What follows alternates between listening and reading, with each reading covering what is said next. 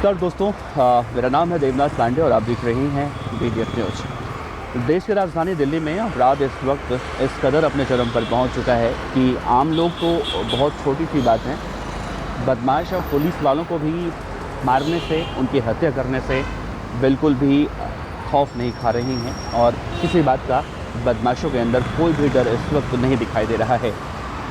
आपको याद होगा कि आज से एक दिन पहले दिल्ली के नागलोई इलाके में एक वैगनार कार में सवार दो लोगों ने नागलोई थाने में तैनात एक कांस्टेबल जिनका नाम संदीप बताया गया था, संदीप की उसी वैगनार कार से कुचलकर हत्या कर दी थी। इस मामले में एक आरोपी पकड़ा गया है जो ड्राइवर के बगल वाली सीट पर बैठा था, जबकि दूसरा जो मेन आरोपी है जिसका नाम धर्मेंद्र बताया जा रहा है वो फ़िलहाल इस वक्त फ़रार है। लेकिन इस केस से जुड़ी हुई जानकारी जो निकल कर सामने आई है वो बहुत ही डराने वाली है, क्योंकि अब जो दूसरा आरोपी है, यानी जो ड्राइवर के बगल वाली सीट पर बैठा व्यक्ति था, आरोपी वो भी है, उसने अब दिल्ली पुलिस की पूछताछ में बताया है कि उस वक्त दरअसल हुआ क्या था जब संदीप जो कांस्टेबल था उसकी हत्या इन दोनों को करनी पड़ी। दरअसल नागलोई इलाके में चोरी की वारदातें बहुत ज़्यादा बढ़ चुकी हैं।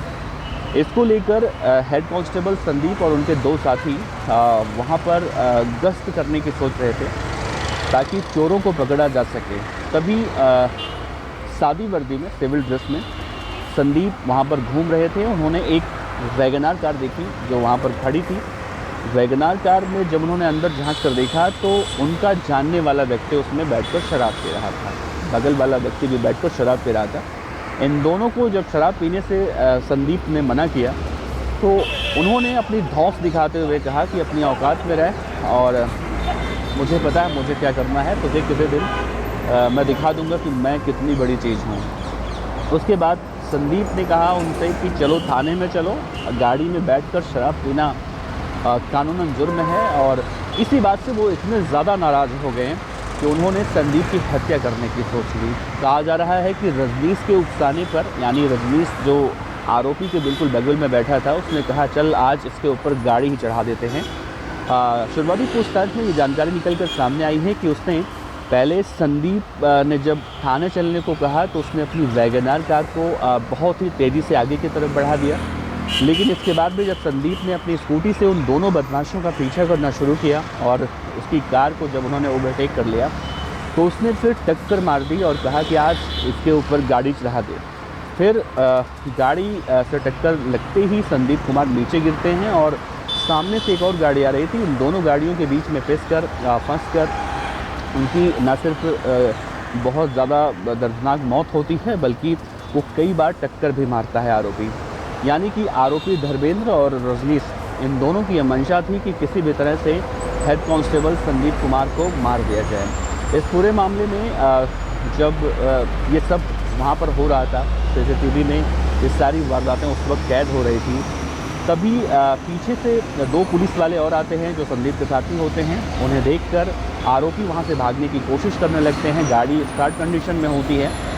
आरोपी जो मेन धर्मेंद्र था वो तो भाग जाता है, लेकिन रजनीश पकड़ा जाता है और रजनीश को पकड़कर पुलिस थाने ले जाती है। और एक दिन बाद जब उसने पूछताछ में खुलासा किया है वो बहुत ही ज़्यादा डराने वाला। आप सोचिए, देश की राजधानी दिल्ली, जहाँ पर प्रधानमंत्री से लेकर राष्ट्रपति तक, दिल्ली के मुख्यमंत्री या फिर कहें कि देश की बड़ी बड़ी हस्तियाँ दिल्ली में रहती हैं, और दिल्ली में इस कदर अगर अपराध अपने चरम पर पहुंच चुका है तो इसे रोकने के लिए आज के मौजूदा वक्त में कितनी ज़्यादा ज़रूरत है। हालांकि इस घटना के सामने आने के बाद साथ ही 2-3 वारदातें दिल्ली में पिछले 2-3 दिनों में जो और हुई हैं, इन सभी वारदातों को लेकर अब दिल्ली की मुख्यमंत्री आतिशी मरलेना या फिर कहें दिल्ली सरकार, अब इसको लेकर दिल्ली के उपराज्यपाल को जिम्मेदार मान रही है और उपराज्यपाल से मिलने का समय मांगकर इन पर लगाम लगाने की बातें कर रही हैं, कार्रवाई की मांग कर रही हैं।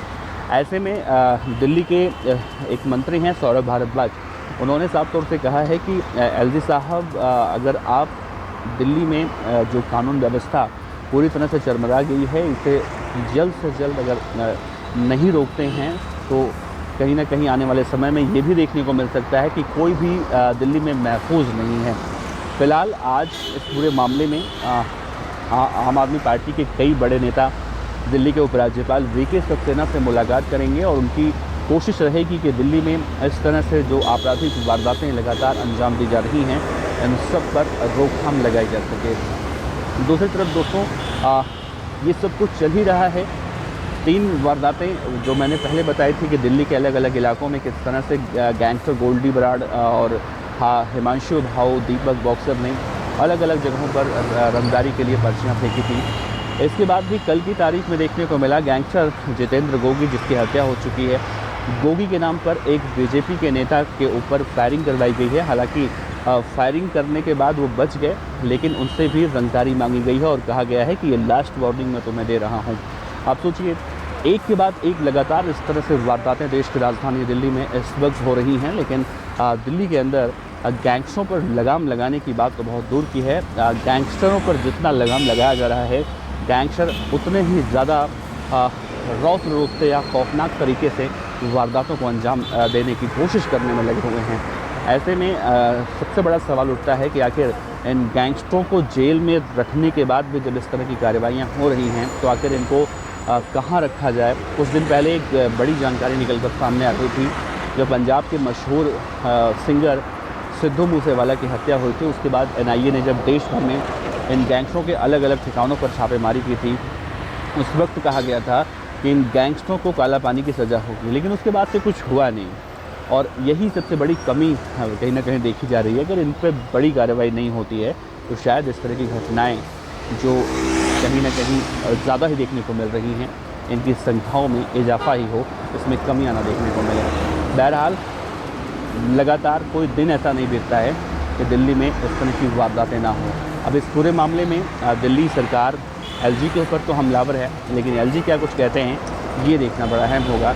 वैसे दोस्तों, आपको क्या लगता है, दिल्ली में गैंगस्टर कितने ज़्यादा बेखौफ हो चुके हैं? अगर आप दिल्ली में रहते हैं और आपने भी कभी ऐसा महसूस किया है, तो कमेंट बॉक्स में ज़रूर बता सकते हैं। आपका बहुत बहुत शुक्रिया। नमस्कार।